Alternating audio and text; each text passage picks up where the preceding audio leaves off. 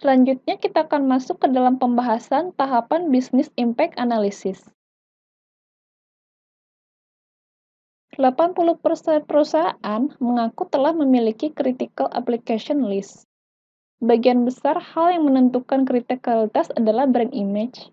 Selain itu, hal-hal lain yang menentukan kritikalitas adalah legal dan revenue.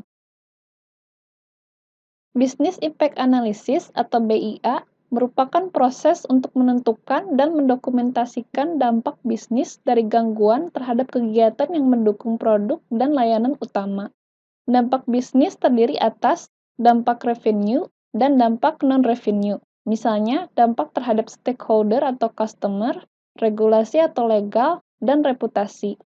Output yang diperoleh dari Business Impact Analysis diantaranya daftar dari aplikasi yang kritikal, daftar fasilitas yang kritikal, daftar proses bisnis customer service yang kritikal, dan daftar proses bisnis business support yang kritikal.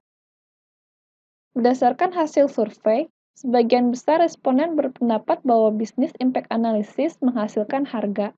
Selain itu, diperoleh juga Recovery Time Objective atau RTO, Recovery Point Objective atau RPO, Requirement, dan Maximum Tolerable Period of Disruption atau MTPD. Berikut adalah metodologi Business Impact Analysis. Langkah pertama adalah menyusun daftar dari seluruh sistem atau aplikasi atau fasilitas atau aktivitas. Selanjutnya adalah menentukan impact level. Yang terakhir adalah menentukan sistem atau aplikasi atau fasilitas atau aktivitas yang kritis. Berikut adalah contoh daftar aplikasi pada bank. Daftar tersebut berisi keterangan nama dan fungsi dari seluruh aplikasi yang ada.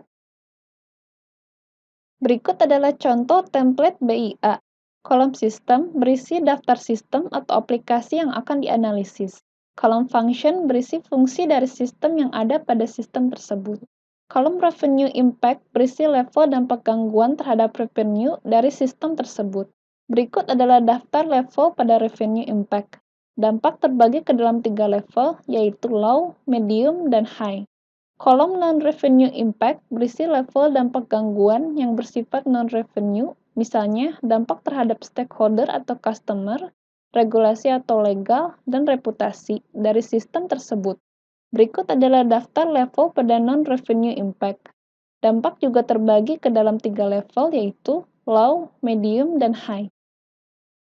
Criticality ditentukan dengan menilai revenue impact dan non-revenue impact dari sistem.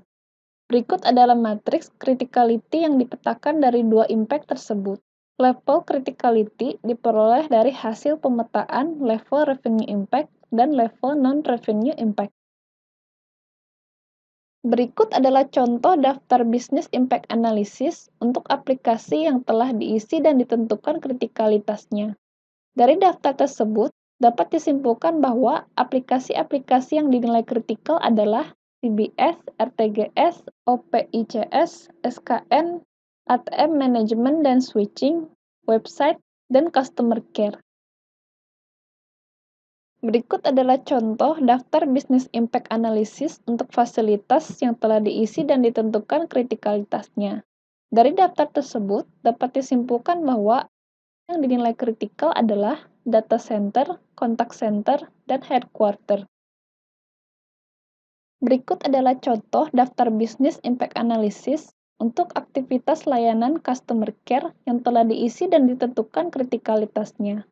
Dari daftar tersebut, dapat disimpulkan bahwa aktivitas layanan customer care yang dinilai kritikal adalah contact center service dan main branch service.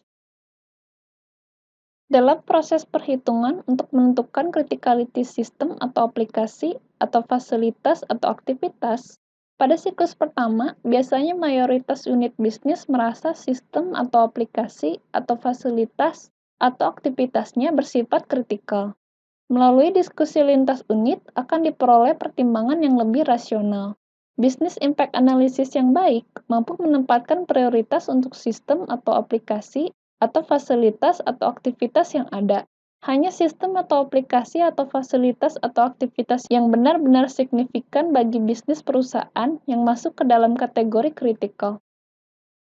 Peninjauan terhadap BIA harus dilakukan setidaknya 1 kali dalam setahun. Peninjauan akan lebih sering dilakukan apabila terjadi perubahan bisnis yang besar, perubahan signifikan pada proses bisnis internal, teknologi, dan lokasi, dan perubahan signifikan pada lingkungan bisnis eksternal seperti pasar dan regulasi. Tidak seluruh proses BIA perlu diulang saat revisi. Hanya aktivitas yang terpengaruh oleh perubahan organisasilah yang perlu ditinjau secara menyeluruh. Beberapa masalah yang ditemui di lapangan ketika melaksanakan bisnis impact analysis diantaranya, semua divisi bisnis merasa aplikasinya penting. Telah banyak aplikasi yang dinyatakan kritis, sulitnya memilih cara untuk mengukur dan menghitung dampak bisnis secara objektif dan akurat, tidak tersedia data yang cukup untuk menghitung dampak bisnis secara akurat, dan adanya dampak yang intangible yang harus diperhitungkan atau dipertimbangkan dengan baik.